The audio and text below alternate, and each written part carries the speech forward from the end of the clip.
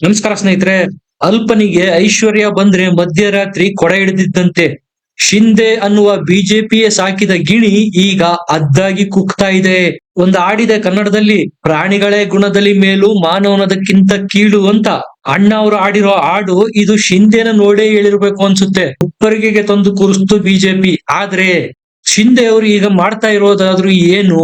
ಉಂಡ ಮನೆಯ ಗಳ ಹಿರಿಯೋ ಕೆಲಸ. ಗೆದ್ದಿರೋದು 57 ಸೀಟು, ಮುಖ್ಯಮಂತ್ರಿ ಆಗ್ಬೇಕಂತೆ. ತಾನು ಸಿಎಂ ಆಗದೆ ಹೋದ್ರೆ ತನ್ನ ಮಗನನ್ನಾದ್ರೂ ಡಿ.ಸಿ.ಎಂ ಮಾಡಿ ಅನ್ನೋ ಪಟ್ಟು ಬೇರೆ. ನೀವೇ ನೋಡಿ, ಯಾವ ಏಕನಾಥ್ ಶಿಂದೆ ಅವರು ವಂಶವಾದದಿಂದ ಬೇಸತ್ತು ಶಿವಸೇನೆನ ಒಡೆದು ತಮ್ಮದೇ ನಿಜವಾದ ಶಿವಸೇನೆ ಅಂತ ಹಕ್ಕುಸ್ವಾಮ್ಯ ಸಾಧಿಸಿದ್ರು. ಈಗ ಅದೇ ಏಕನಾಥ್ ಶಿಂದೆ ಅವರು ವಂಶವಾದ ಮಾಡ್ತಾ ಇದ್ದಾರೆ. ಏನ್ ವಿಪರ್ಯಾಸ!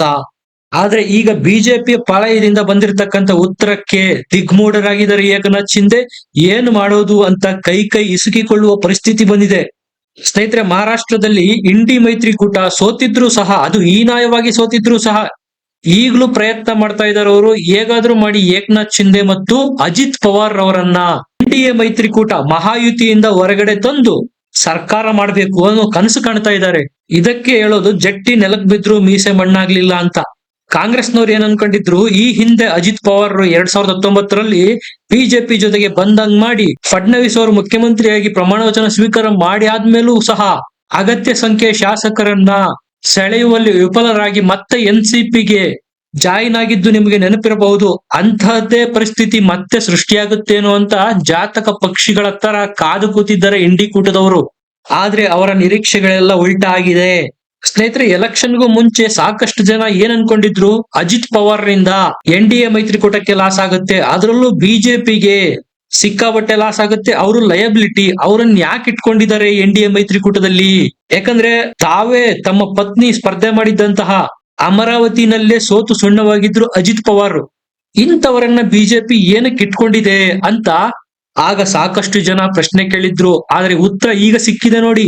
ಅದು ಬೇರೆ ಏನೂ ಅಲ್ಲ, ಶಿಂದೆ. ಬಿಜೆಪಿ ಹೈಕಮಾಂಡ್ ಮುಂದಾಲೋಚನೆ ಮಾಡಿತ್ತು, ಮುಂದೆ ಏನಾದ್ರೂ ನಮಗೆ ಬಹುಮತದ ಕೊರತೆ ಆದ್ರೆ ಶಿಂದೆ ಕೈ ಕೊಡುವ ಚಾನ್ಸಸ್ ಜಾಸ್ತಿ ಇರುತ್ತೆ, ಆಗ ಅಜಿತ್ ಪವಾರ್ ಇದ್ರೆ ಸೇಫು ಅನ್ನುವ ಮುಂದಾಲೋಚನೆಯಿಂದ ಬಿಜೆಪಿ ಹೈಕಮಾಂಡ್ ಅಜಿತ್ ಪವಾರ್ ರನ್ನ ಎನ್ಡಿಎ ಮೈತ್ರಿಕೂಟಕ್ಕೆ ಸೇರಿಸಿಕೊಂಡಿತ್ತು. ಈಗ ಅದೇ ಅಜಿತ್ ಪವಾರ್ ರನ್ನ ತೋರಿಸಿ ಶಿಂದೆನ ಮಟ್ಟ ಆಗ್ತಾ ಇದೆ ಬಿಜೆಪಿ. ಅಜಿತ್ ಪವಾರ್ ರನ್ನ ಬಿಜೆಪಿ ಮೈತ್ರಿಕೂಟಕ್ಕೆ ಸೇರಿಸಿಕೊಂಡಿದ್ದೆ ಶಿಂದೆಯನ್ನ ಮಟ್ಟ ಹಾಕೋದಿಕ್ಕೆ. ಈಗ ಹೆಂಗಿದೆ ಸಮೀಕರಣ ಅಂದ್ರೆ, ಶಿಂದೆ ಇಲ್ದೇನೋ ಬಿಜೆಪಿ ಸರ್ಕಾರ ರಚನೆ ಮಾಡುತ್ತೆ, ಅಜಿತ್ ಪವಾರ್ ರ ಬೆಂಬಲದೊಂದಿಗೆ ಒಂದು ಪಕ್ಷ ಅಜಿತ್ ಪವಾರ್ ಸಹ ಬೆಂಬಲ ಕೊಡದೆ ಹೋದ್ರೂ ಸಹ ಬಿಜೆಪಿ ಸರ್ಕಾರ ಆಗುತ್ತೆ. 132 ಸೀಟ್ಗಳನ್ನ ಗೆದ್ದಿರೋದು ಬಿಜೆಪಿ. ಕೇವಲ 13 ಸೀಟ್ಗಳ ಅಂತರ ಮಾತ್ರ ಇದೆ ಬಹುಮತ ಸಾಧಿಸೋದಿಕ್ಕೆ. ಅಮಿತ್ ಶಾ ಮನಸ್ಸು ಮಾಡಿದ್ರೆ ಅದನ್ನ 5 ನಿಮಿಷದಲ್ಲಿ ಹೊಂದಿಸಬಹುದು. ಚಿಕ್ಕ ಪುಟ್ಟ ಪಕ್ಷಗಳನ್ನು ಸೇರಿಕೊಂಡು 12 ಜನ ಪಕ್ಷೇತರರು ಆಯ್ಕೆಯಾಗಿದ್ದಾರೆ. ಅದರಲ್ಲಿ 6 ಜನ ಈಗಾಗಲೇ ಬಿಜೆಪಿಗೆ ಸಪೋರ್ಟ್ ಘೋಷಣೆ ಮಾಡಿಯಾಗಿದೆ.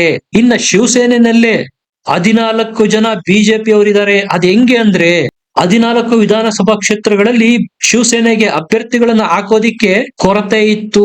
ಆಗ ಬಿಜೆಪಿ ಅವರು ತಮ್ಮ ಪಕ್ಷದ ಬಿಜೆಪಿ ನಾಯಕರನ್ನ ಶಿವಸೇನೆಗೆ ಕಳಿಸಿದ್ರು. ಶಿವಸೇನೆಯ ಚಿಹ್ನೆಯ ಅಡಿ 14 ಜನ ಬಿಜೆಪಿಯ ಅಭ್ಯರ್ಥಿಗಳು ಗೆದ್ದು ಬಂದಿದ್ದಾರೆ. ಒಂದು ವೇಳೆ ಮೈತ್ರಿಕೂಟದಲ್ಲಿ ಏರಾಪೇರಿ ಏನಾದ್ರೂ ಆದ್ರೆ ಆ 14 ಜನ ಬಿಜೆಪಿಗೆ ಬಂದೇ ಬರ್ತಾರೆ. ಇನ್ನ ಶಿವಸೇನೆ ಉದ್ಧವ್ ಠಾಕ್ರೆ ಅವರ ಪಕ್ಷದಲ್ಲಿ 20 ಜನ ಇದ್ದಾರೆ. ಅದರಲ್ಲಿ 12 ಜನ ಈಗ ಆಲ್ರೆಡಿ ಕಾಂಪೌಂಡ್ ಮೇಲೆ ಕೂತಿದ್ದಾರೆ. ಅಮಿತ್ ಶಾ ಗ್ರೀನ್ ಸಿಗ್ನಲ್ ಕೊಟ್ರೆ ಸಾಕು, ಬೇಲಿ ಹಾರೋದಿಕ್ಕೆ ರೆಡಿ ಆಗಿದ್ದಾರೆ. ಹಿಂಗಿರುವಾಗ ಶಿಂದೆ ಆಟ ಇನ್ನು ಮುಂದೆ ನಡೆಯೋದಿಕ್ಕೆ ಸಾಧ್ಯನೇ ಇಲ್ಲ. ಅಜಿತ್ ಪವಾರ್ ಕೂಡ ಮರಾಠ ನಾಯಕರೇ, ಶಿಂದೆ ಕೂಡ ಮರಾಠ ನಾಯಕರೇ. ಅಜಿತ್ ಪವಾರೇ ಮುಂದೆ ಬಂದು ಪತ್ರಿಕಾಗೋಷ್ಠಿ ಮಾಡಿ ಬಿಜೆಪಿಯಿಂದನೇ ಮುಖ್ಯಮಂತ್ರಿ ಆಗ್ಬೇಕು, ಬಿಜೆಪಿ ಅತಿ ದೊಡ್ಡ ಪಕ್ಷ ಅಂತ ಯಾವಾಗ ಹೇಳಿದ್ರು ಆಗಿನಿಂದ ಶಿಂದೆಗೆ ಮಿರ್ಚಿ ಇಟ್ಟಂಗಾಗಿದೆ. ಸಹಜವಾಗಿ ಉಗುಳೋಕು ಆಗಲ್ಲ, ನುಂಗೋಕು ಆಗಲ್ಲ ಅಂತ ಪರಿಸ್ಥಿತಿ. ಹಾಗಾಗಿ ಅವರು ಬಿಜೆಪಿ ಅಭ್ಯರ್ಥಿ, ಬಿಜೆಪಿಯವರ ಯಾವುದೇ ನಿರ್ಧಾರಕ್ಕೆ ನನ್ನ ಸಮ್ಮತಿ ಇದೆ, ಮುಖ್ಯಮಂತ್ರಿ ಆಯ್ಕೆ ಅವರಿಗೆ ಬಿಟ್ಟಿದ್ದು ಅಂತ ಹೇಳಿದ್ದು. ಆದ್ರೂ ಈ ಮಧ್ಯೆ ಆಟ ಆಡೋದಕ್ಕೆ ಶುರು ಮಾಡ್ತಾರೆ ಏಕನಾಥ್ ಶಿಂದೆ. ಮೈತ್ರಿಕೂಟದ ಸಭೆ ಮಾಡ್ಬೇಕಾಗಿರುತ್ತೆ, ಆದ್ರೆ ದಿಢೀರಂತ ಆರೋಗ್ಯ ಕೆಟ್ಟೋಗುತ್ತೆ ಶಿಂದೆಗೆ. ಆರೋಗ್ಯ ಕೆಟ್ಟಿರೋ ನೆಪ ಹೇಳಿ ತಮ್ಮ ಸ್ವಗ್ರಾಮ ಸತಾರಕ್ಕೆ ತೆರಳುತ್ತಾರೆ. ಇದರ ಅರ್ಥ, ನಾನಿನ್ನು ಮುನಿಸುಗೊಂಡಿದ್ದೇನೆ, ನಾನು ಕೇಳಿದಂತಹ ಪೋರ್ಟ್ಫೋಲಿಯೋಗಳನ್ನೇ ಕೊಡ್ಬೇಕು, ಗೃಹ ಖಾತೆನೇ ಕೊಡ್ಬೇಕು, ನನ್ನ ಮಗನ್ನ ಉಪಮುಖ್ಯಮಂತ್ರಿಯಾಗಿ ಮಾಡ್ಬೇಕು, ಈ ಎಲ್ಲಾ ಕಂಡೀಷನ್ ಗಳನ್ನ ಇಟ್ಟಿದ್ರು ಏಕನಾಥ್ ಶಿಂದೆ. ಆದ್ರೆ ಅಮಿತ್ ಶಾ ಇದ್ಯಾವುದಕ್ಕೂ ಸೊಪ್ಪು ಹಾಕಿಲ್ಲ, ಕ್ಯಾರೆ ಅಂದಿಲ್ಲ ಕೂಡ. ಗೃಹ ಇಲಾಖೆ ಈ ಹಿಂದೆ ನಮ್ಮ ಬಳಿನೇ ಇತ್ತು, ಈಗ್ಲೂ ಸಹ ನಾವೇ ದೊಡ್ಡ ಪಕ್ಷ ಆಗಿರೋದ್ರಿಂದ ನಮ್ಮ ಬಳಿನೇ ಇರುತ್ತೆ ಕೂಡ. ಅದರಲ್ಲಿ ಯಾವುದೇ ಬದಲಾವಣೆಗಳಿಲ್ಲ. ಇನ್ನು ಉಪಮುಖ್ಯಮಂತ್ರಿ ಹುದ್ದೆಗೆ ಸಂಬಂಧಪಟ್ಟಂತೆ ನೀವೇ ಉಪಮುಖ್ಯಮಂತ್ರಿಯಾಗಿ ಇಲ್ಲವಾದರೆ ನಿಮ್ಮ ಪಕ್ಷದ ಹಿರಿಯರನ್ನು ಆ ಸ್ಥಾನಕ್ಕೆ ನೀವೇ ಆಯ್ಕೆ ಮಾಡಿ. ಆದ್ರೆ ನಿಮ್ಮ ಮಗ ಶ್ರೀಕಾಂತ್ ಶಿಂದೆಯನ್ನು ಯಾವುದೇ ಕಾರಣಕ್ಕೂ ಉಪಮುಖ್ಯಮಂತ್ರಿಯಾಗಿ ಒಪ್ಪಿಕೊಳ್ಳೋದಿಲ್ಲ. ಕಾರಣ ನೀವು ಶಿವಸೇನನ ಒಡೆದು ಬಂದಿದ್ದು ಇದೇ ವಂಶವಾದದ ಹೆಸರಿನಿಂದ. ಈಗ ಮತ್ತೊಮ್ಮೆ ನಿಮ್ಮ ಮಗನನ್ನೇ ಆ ಸ್ಥಾನಕ್ಕೆ ಕೂರಿಸಿದ್ರೆ ಉದ್ಧವ್ ಠಾಕ್ರೆ ವಿರುದ್ಧ ಮುಂದೆ ನೀವು ವಾಗ್ದಾಳಿ ಮಾಡೋದಿಕ್ಕೆ ಆಗೋದಿಲ್ಲ. ಇಂಥ ಕೆಲಸಕ್ಕೆ ಕೈ ಹಾಕೋದು ಬೇಡ.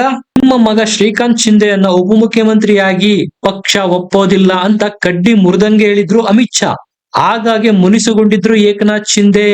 ಆದ್ರೆ ಏನ್ ಮಾಡಿ ಏನ್ ಸಾಧ್ಯ, ಅರಣ್ಯ ರೋದನ ಆಗತ್ತೆ. ಕಾರಣ ಲೆಕ್ಕ ಏಕನಾಥ್ ಶಿಂದೆ ಪರ ಇಲ್ಲ, ಅದು ಪಕ್ಕಾ ಬಿಜೆಪಿ ಪರನೇ ಇರೋದು. ಸ್ನೇಹಿತರೆ, ಶಿಂದೆ ಪಕ್ಷದಲ್ಲೇ ಈಗ MLAಗಳು ಸಿಡಿದೆದ್ದಿದ್ದಾರೆ. ನಿಮ್ಮ ಮಗನನ್ನೇನಾದ್ರೂ ಉಪಮುಖ್ಯಮಂತ್ರಿ ಮಾಡೋದಕ್ಕೆ ಹೊರಟ್ರೆ ನಾವು ಸುಮ್ಮನೆ ಇರೋದಿಲ್ಲ ಅಂತ ಬಹಿರಂಗವಾಗಿ ವಿರೋಧ ವ್ಯಕ್ತಪಡಿಸ್ತಾ ಇದ್ದಾರೆ.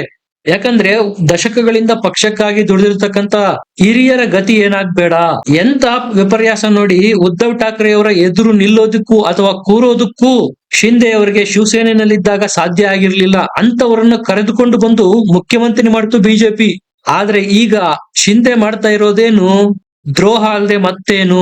ಹಾಗಾಗಿ ಅಜಿತ್ ಪವಾರ್ ಲಯಬಿಲಿಟಿ ಅಂತ ಗೊತ್ತಿದ್ರೂ ಸಹ NDA ನಲ್ಲಿ ಇರಿಸಿಕೊಂಡ್ರು. ಈಗ ಅಜಿತ್ ಪವಾರ್ ಕೆಲ್ಸಕ್ಕೆ ಬರ್ತಾ ಇದ್ದಾರೆ.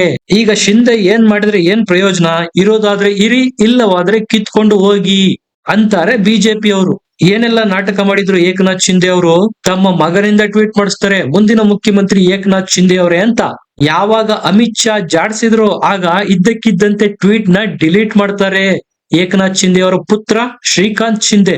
ಈಗ ಶಿಂದೆ ಪರಿಸ್ಥಿತಿ ಹೆಂಗಾಗಿದೆಯಪ್ಪ ಅಂದ್ರೆ, ಅವರ ಮಗ ಶ್ರೀಕಾಂತ್ ಶಿಂದೆ ಟ್ವೀಟ್ ಮಾಡಿ ಹೇಳ್ತಾರೆ, ನಾನು DCM ರೇಸ್ ನಲ್ಲಿ ಇಲ್ಲ, ನಾನು ಸರ್ಕಾರದಲ್ಲಿ ಯಾವುದೇ ಸಚಿವ ಸ್ಥಾನದ ಆಕಾಂಕ್ಷಿನೂ ಅಲ್ಲ ಅಂತ ತಿಪ್ಪೆ ಸಾರಿಸುವ ಕೆಲಸ ಮಾಡ್ತಾರೆ. ಅಂದ್ರೆ ಸಾಮ ದಾನ ಭೇದ ಮೂರನ್ನು ಪ್ರಯೋಗ ಮಾಡಿ ಆಗಿತ್ತು. ಯಾವಾಗ ದಂಡ ಪ್ರಯೋಗ ಮಾಡಿದ್ರು ಆಗ ದಾರಿಗೆ ಬಂದ್ರು ಶಿವಸೇನೆಯ ಶಿಂದೆ. ನೀವೇ ನೋಡಿ, ರಿಸಲ್ಟ್ ಬಂದು 10 ದಿವಸ ಕಳೀತಾ ಬಂದಿದೆ. ಇನ್ನು ಮುಖ್ಯಮಂತ್ರಿ ಯಾರಾಗಬೇಕು ಅನ್ನೋ ವಿಚಾರದಲ್ಲೇ NDA ಮೈತ್ರಿಕೂಟ ಸೊರಗಿ ಹೋಗಿದೆ. ಇದಕ್ಕೆ ಕಾರಣ ಏಕನಾಥ್ ಶಿಂದೆ. ಪ್ರಾರಂಭದಲ್ಲಿ ಎಲ್ಲರನ್ನೂ ಒಟ್ಟಿಗೆ ತೆಗೆದುಕೊಂಡು ಹೋಗ್ಬೇಕು ಅನ್ನುವ ಉದ್ದೇಶದಿಂದ ಬಿಜೆಪಿಯವರು ನಯವಾಗಿ ಹೇಳೋದಕ್ಕೆ ಪ್ರಯತ್ನ ಮಾಡಿದ್ರು ಶಿಂದೆಗೆ. ಅದಾದ ಮೇಲೆ ದಂಡಂ ದಶಗುಣಂ ಪ್ರಯೋಗ ಮಾಡಿದ್ರು. ಯಾವಾಗ ಶಿಂದೆ ವಿರೋಧ ವ್ಯಕ್ತ ಮಾಡೋದಕ್ಕೆ ಶುರು ಮಾಡಿದ್ರು, ಅಮಿತ್ ಶಾ ಸಹ ಶಿವಸೇನೆಯ ಒಳಗಡೆ ಕೈಯಾಡಿಸೋದಕ್ಕೆ ಶುರು ಮಾಡಿದ್ರು. ಸಾಕಷ್ಟು MLAಗಳು ಅಮಿತ್ ಶಾ ಟಚ್ ಅಲ್ಲಿರೋದು ಗೊತ್ತಾಯ್ತು. ಶಿಂದೆಗೆ ಮನದಟ್ಟಾಗಿ ಹೋಯ್ತು, ಇನ್ನು ನಾನು ಡಿಲೇ ಮಾಡಿದ್ರೆ ಅಮಿತ್ ಶಾ ನನ್ನ ಪಕ್ಷನ ಉರಿದು ಮುಕ್ಕಿ ಬಿಡ್ತಾರೆ ಅಂತ. ಈಗ ಟ್ರ್ಯಾಕಿಗೆ ಬಂದಿದ್ದಾರೆ. ಹಾಗಾಗಿ ಬಿಜೆಪಿಯವರು ಸಹ ಡಿಸೆಂಬರ್ 5ನೇ ತಾರೀಕು ಪ್ರಮಾಣ ವಚನ ಸ್ವೀಕಾರ ಸಮಾರಂಭ ಅಂತ ಡೇಟು ಸಹ ಫಿಕ್ಸ್ ಮಾಡಿದ್ದಾರೆ. ಈ ಎಲ್ಲ ಬೆಳವಣಿಗೆಗಳ ಬಗ್ಗೆ ನಿಮಗೇನನ್ಸುತ್ತೆ ಕಮೆಂಟ್ ಮಾಡಿ, ಲೈಕ್ ಮಾಡಿ, ಚಾನೆಲ್ ನ ಸಬ್ಸ್ಕ್ರೈಬ್ ಮಾಡಿ. ಮತ್ತೆ ಸಿಗೋಣ. ನಮಸ್ಕಾರ.